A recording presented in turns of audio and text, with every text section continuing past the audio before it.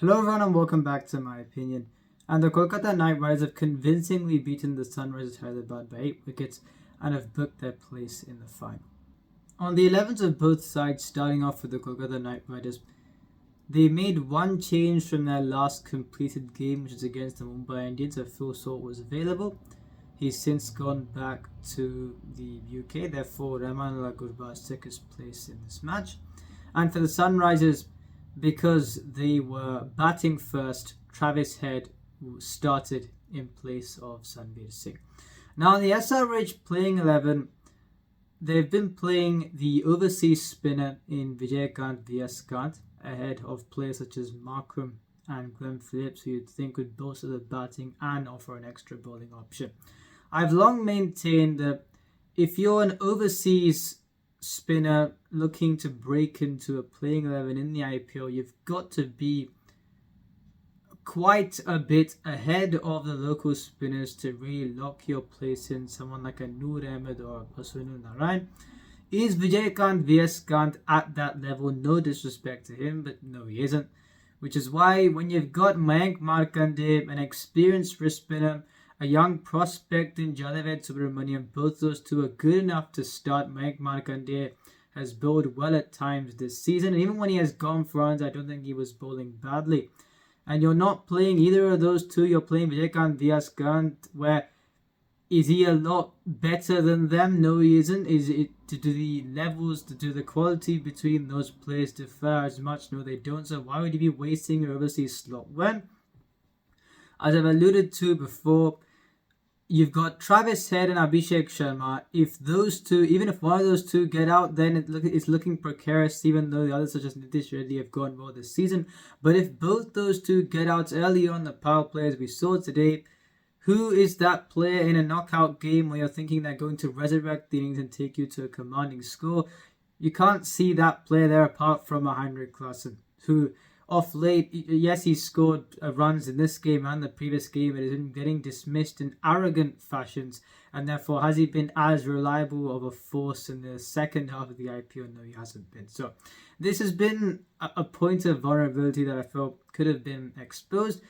I don't know why they haven't been even playing a Glenn Phillips in the top to middle order when it would strengthen their batting and it wouldn't provide too much of a difference from playing Vijayakant Viyaskant as an overseas spinner. So I didn't understand that.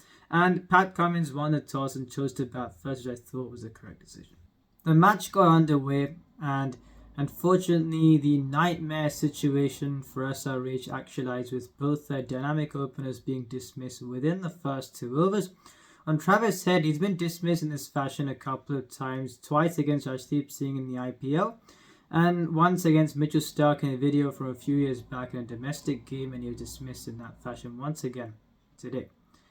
Abhishek Sharma, I was very disappointed with his dismissal because I feel the one thing that has been letting him down this IPL, where he's had a very good season, but I feel he could have maximized this season further because if he had applied himself correctly in terms of shot selection.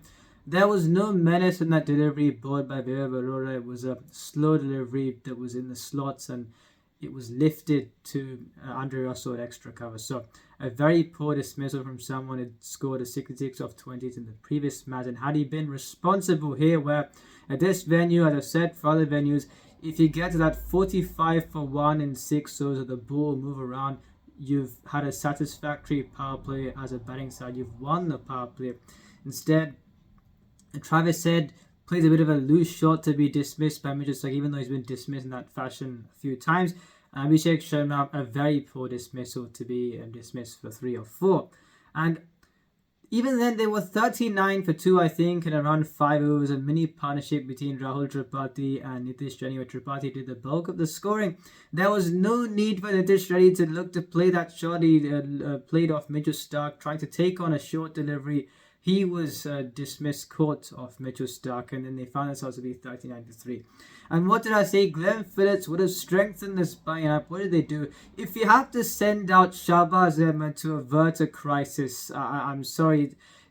He unsurprisingly was dismissed early. When he's been bowling, he's been going for a minimum of 16 runs per over, and he didn't bowl today either. So you're not playing a batting all-rounder ahead of him at number 5, and you're not even bowling Shahbaz Ahmed. Is there any... I don't understand the team composition. I don't think anyone does. There was a resurrection between Rahul Tripathi and Henrik Clarkson to take SRH to 101 for 4, and the scoring rate was quite good at this point in time as well. Unfortunately, Clarkson, who was going well, tried to take on the fielder again, and he was taken on the boundary. And another bizarre impact sub we saw towards the end, Sanveer Singh, someone who's a batting all-rounder, walking out, being dismissed for a duck. So you've got 2 players there.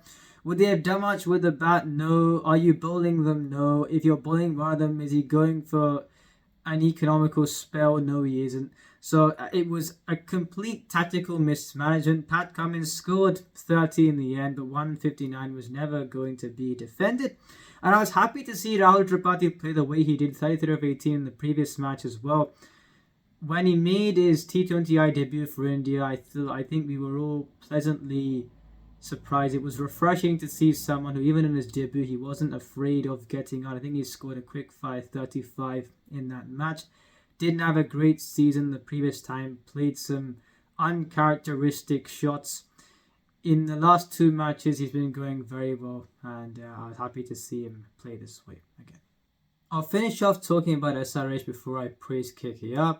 In the second innings, the first over bowled by Bhuvneshwar Kumar for 6 runs, where apart from the one boundary that was hit by Rahmanullah Gurbaz, the cover drive, things were kept in check. Pat Cummins bowling the second over as he did in the previous match was the correct decision. I've long maintained that Bhuvneshwar Kumar and Pat Cummins should be bowling with a new ball for the side. Unfortunately, Pat Cummins missed his lengths apart from the last 2 deliveries of the over, and the over went for 20. Then and there, when you're defending an underpass score against this buying up 26 without loss after 2, the game is... I'd say they were unlikely to win even after the first innings was completed, but when you've given that kind of a start away, you'd think the game has left you by that point in time. And Natarajan was bowled, Bhuvneshwar Kumar was bowled in the third over, where at times Rahmanullah Gurbaz took him for boundaries in the second over of his quota, rather. I think it was 37 without loss after the first 3 overs, so already the match has gone then and there.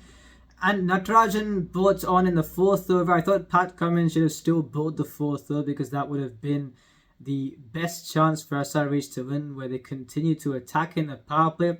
Considering that, Natarajan, I thought, bowled well in his 3 overs, 1 for 22 in his 3, and he was the only bowler who was limiting the damage throughout this innings. And about the impact sub, you're looking at this attack here. They've bowled 6 bowlers. Vijaykanth Viyaskant against this KKR banger with a lot of domestic talent or Indian talent who play spin brilliantly. Is he going to create a dent? No, he isn't. Travis Head towards the end when the match is lost. Is he going to create... It was ridiculous to even bowl him at the end. Is he going to create a dent? No, he isn't. Nitish Kumar Reddy in his last 4 overs has gone for 67 runs without taking a wicket. Is he going to create a dent? No, he isn't. You've got 3 bowlers. One of those bowlers goes for 38 runs in 3. What chance have you got in winning when even when you combine the other 2, it's 1 for 50 and 6, and that is par. That's exactly, but even a bit above the rate that you need to go out to chase the score down. What chance have you got in winning a game against a team that have got Nitish Rana and the impact sub bench didn't even need to use him? So, a terrible performance tactically from... Not to mention, Shahbaz Ahmed doesn't bowl, Sanveer Singh doesn't bowl. Pat Cummins could have easily scored... Well, he scored 30 in the end. Sanveer Singh only faced 1 ball and was dismissed. So, Pat Cummins could have faced the extra delivery that Sanveer Singh faced. And had Umran Malik been introduced as the impact sub, in an ideal scenario, Pat Cummins and Bhuvneshwar Kumar attack in the power play, and then you've got Umran Malik bowling the middle overs against a side that's susceptible against short-pitched bowling. And you'd have given yourself the best chance to look to defend quite an underpass score. Instead, you've got a case where 3 bowlers are bowling, and one of those is going for above 12 and over, including getting 20 in his first over. So, they shot themselves in the foot, and they've got to be careful against RCB in Qualifier 2, because I feel RCB will be favourites to win the Eliminator and the Qualifier, and will play against Kolkata in the final. A fantastic victory for the Kolkata Knight Riders, where this season they've lost 3 matches, and one of those matches they were convincingly beaten by the Chennai Super Kings earlier on in the season. Apart from that, they've lost the other 2 in ridiculous circumstances when Josh Butler took the match away from them when he wasn't 100% fit, and the 260-odd chase affected by the Punjab Kings. So I didn't expect them to qualify for the playoffs after the auction it had going into this tournament, but they've exceeded my expectations greatly. I am not saying this just because they've qualified, they've got to the final, but in terms of making the least strategical errors, I feel the experience of Shreyas Iyer as an IPL captain going to this season has shown, and the least strategical errors have been made by KKR in my point of view, especially in the bowling innings. So very well done to him. On the contribution made by both him and Venkatesh Iyer. Venkatesh Iyer, he's made match-winning contributions with the bat on a few occasions this season. In this game, 51 of 28 and took on the bowling of Vijaykanth VS Kant. On Shreyas Iyer, he was dropped twice at the start, but I was happy for him that he was dropped because he hadn't been at his fluent best in this tournament. I feel the role clarity still hasn't been provided for him by the management, but I feel his role is to attack the spinners at 4, as I've said in my previous video, and I think it's a huge confidence booster that the opposition also didn't get their tactics right. They bowled Travis here at the end and he got a free destructive 50. So fantastic effort from both those two, and KKR will be a tough prospect to handle in the final.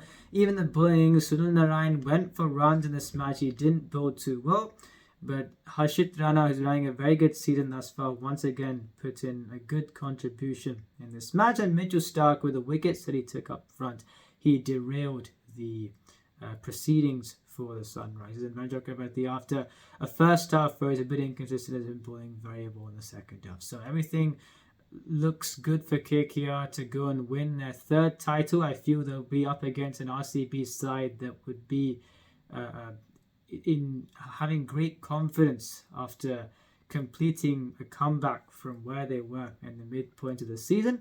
But let's see what happens in that game, and I think it will be a KKR versus RCB final. If you enjoyed this video, please like and subscribe, share with your friends, remember, this is my opinion.